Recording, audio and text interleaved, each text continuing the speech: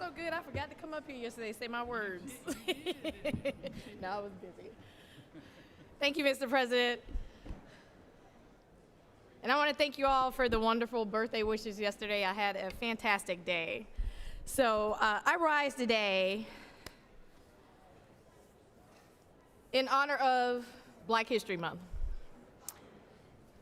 And it is my honor to do a personal point of privilege for Harriet Tubman. Harriet Tubman was born into a system that treated human beings as property and called that injustice legal. Through the Fugitive Slave Act, the federal government empowered slave catchers to hunt down Black people and return them to bondage. Harriet Tubman rejected the legitimacy of that system outright.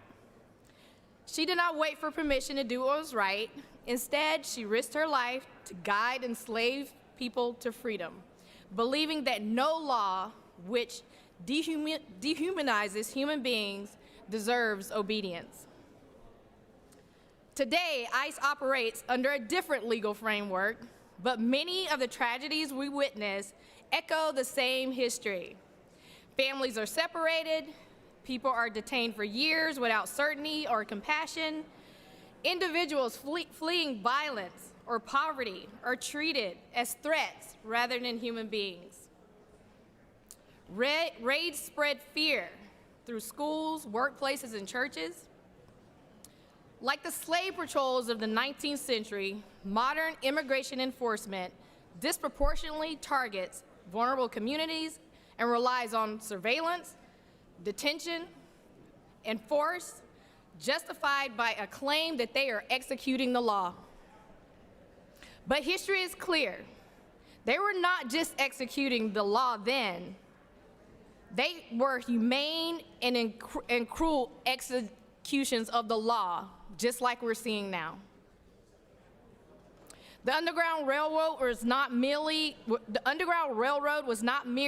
a network of routes. It was a network of people who chose humanity over compliance. Harriet Tubman showed us that freedom is not handed down by institutions. It is built when people come together to refuse to look away. Our generation must build a new Underground Railroad, not of tunnels, but of community, advocacy, protection, and policy. One that insists families deserve safety, dignity, and the right to exist without fear. For those of you not following in the news now, I know some of you have seen the current video of President Obama and the First Lady Obama being shown as apes. In a country stained with the legacy of slavery and tainted by the horrific events of Jim Crow, we had a president in Barack Obama who won almost 53% of the vote and 365 electoral votes to win the biggest presidential landslide and mandate in American history. President Obama stands as one of the most influential Americans in U.S. history, yet during Black History Month, when this full body cannot even honor and defend his legacy because they have deemed it too controversial. Is it so hard to denounce blatant racism?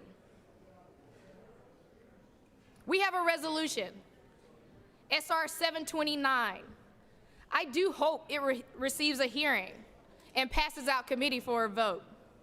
This resolution simply says, what should be obvious to everyone, this body condemns with a bipartisan vote this blatant gutter racism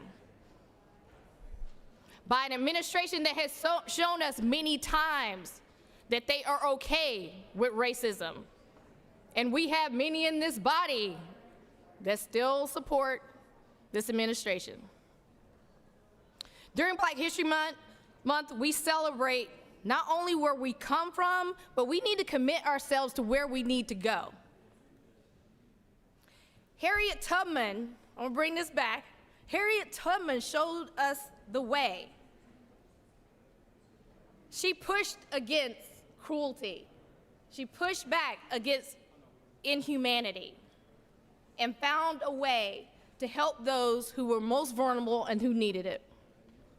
Now, it is our responsibility today to continue the spirit of her legacy and keep walking together as a community. Thank you, Mr. President. I yield the well.